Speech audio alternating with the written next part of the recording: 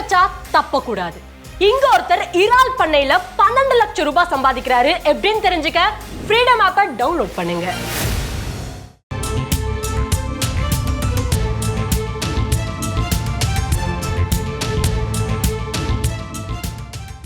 பாரதம் என்றால் சாதி மதம் இல்லை என்பதே பொருள் என்று ஆளுநர் ஆர்.என். ரவி பேசியிருக்கிறார்.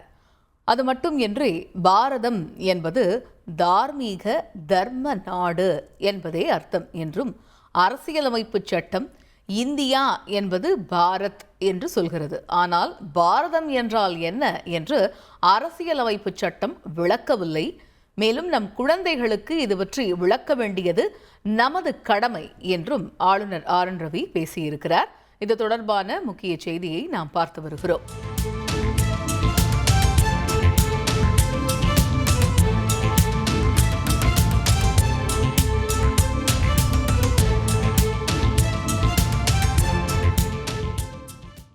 இது பற்றி எமது செய்தியாளர் ரமேஷிடம் பேசுவோம். ரமேஷ், வணக்கம். பாரதம் என்பது தார்மீக தர்ம நாடு என்றும் சாதி மதம் இல்லை என்பதே இதன் பொருள் என்றும் ஆளுநர் ஆர்.என். ரவி பேசியிருக்கிறார். அவருடைய பேச்சினுடைய முழு முக்கிய அம்சங்கள் என்ன? விரிவா விவரிங்க. வணக்கம். பாரதம் என்றால் ஜாதி மதம் இல்லை என்ற அர்த்தம் எனவும், பாரதம் என்பது தார்மீகம் தர்மம் நாடு என்றும், நாம் எல்லோரும் ஒரே குடும்பம் என்பதை உணர்த்துவதுதான் பாரதம் என்றும் ஆளுநர் ஆர்.என். ரவி தெரிவித்திருக்கிறார். எங்கு எப்போது தெரிவித்தார் என்று பார்க்கும்போது, இன்றைய தினம் சென்னை கிண்டியில் இருக்கக்கூடிய ஆளுநர் மாளிகையில் பன்மொழி பண்பாட்டு கருத்தரங்கம் நடைபெற்று வருகிறது. இந்த கருத்தரங்கில் தான் ஆளுநர் ஆர்.என். ரவி சிறப்பு விருந்தினராக பங்கேற்று பேசியிருந்தார்.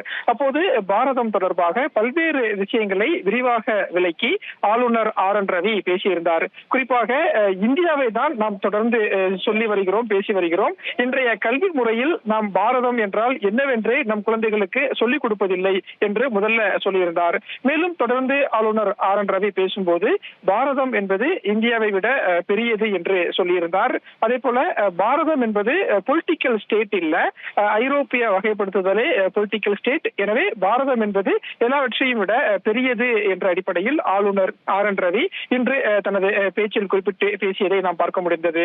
பாரதம் இந்தியாவை விட பழமையானது என்றும், ரிக்வேதத்தில் பாரதம் எப்படி உருவானது என தெளிவாக சொல்லப்பட்டிருப்பதாகவும் ஆளுநர் ஆர்.என். ரவி இன்று பேசும்போது சொல்லியிருந்தார். அப்படி தொடர்ந்து பேசி வரும்போதுதான் அவர் குறிப்பிட்ட ஒரு விஷயத்தையும் பதிவு செய்திருந்தார். குறிப்பாக பாரதம் என்பது மதத்தின் அடிப்படையிலானது இல்லை, பாரதம் என்பது தர்மத்தின் அடிப்படையிலானது என்ற கருத்தை ஆளுநர் ஆர்.என். ரவி இன்று சொன்னதை பார்க்க முடிந்தது. மதங்கள் அனைத்தும் சமம்.